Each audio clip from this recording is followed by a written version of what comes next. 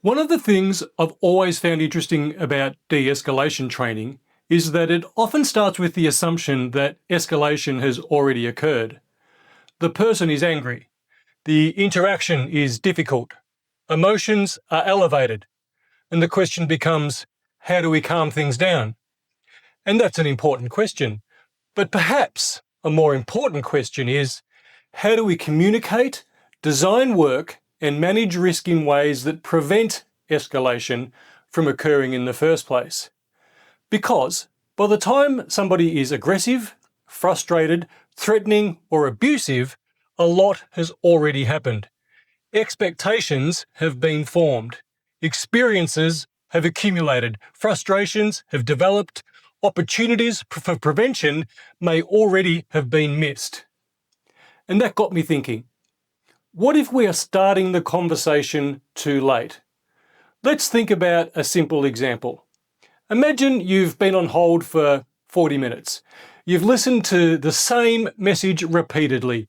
Your call is important to us. We're experiencing higher than normal call volumes. We have a zero tolerance policy for abuse towards our staff. How are you feeling? Calm? Patient? Understanding? Or increasingly frustrated? Eventually, somebody answers. A frontline worker picks up the phone, and now we're talking about de-escalation. But seriously, at what point did escalation begin?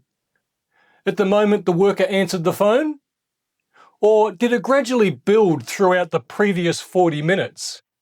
Did it begin with the waiting, the uncertainty, the repeated messages, the unmet expectations, the previous failed interactions? Because by the time the worker answered the phone, the organisation may have already created many of the conditions for escalation. And that's where I think many organisations start the conversation too late. We focus on the final interaction, the final conversation, the final 5 minutes. But aggression rarely appears out of nowhere. So if we know escalation often develops over time, shouldn't we spend more effort understanding how it develops and, more importantly, how to prevent it? Communication matters. How we speak to people matters. How we listen matters. How we explain decisions matters.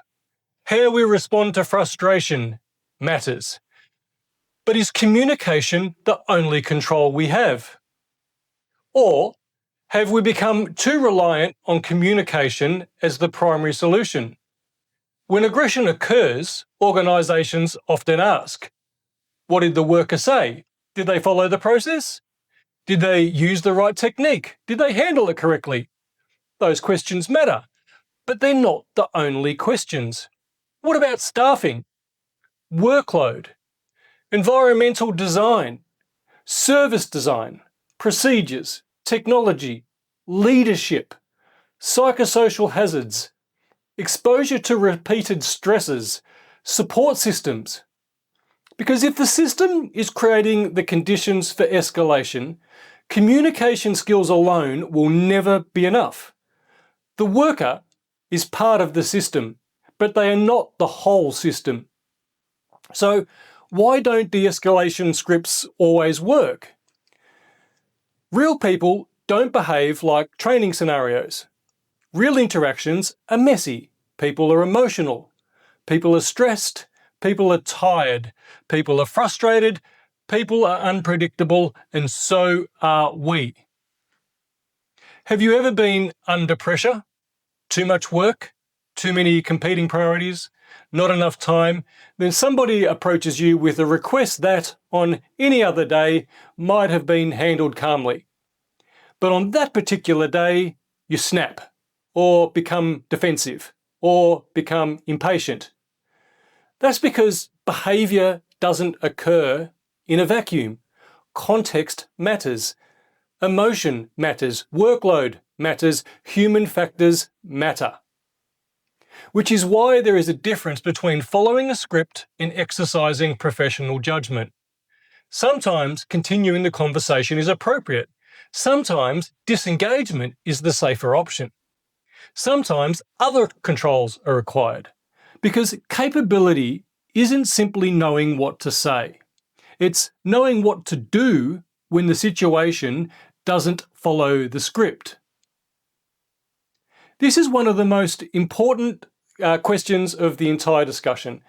Can a one-day training course build capability? I don't think so. Training is important. Training introduces concepts. Training builds awareness. Training increases confidence. Training provides a foundation. But capability is different.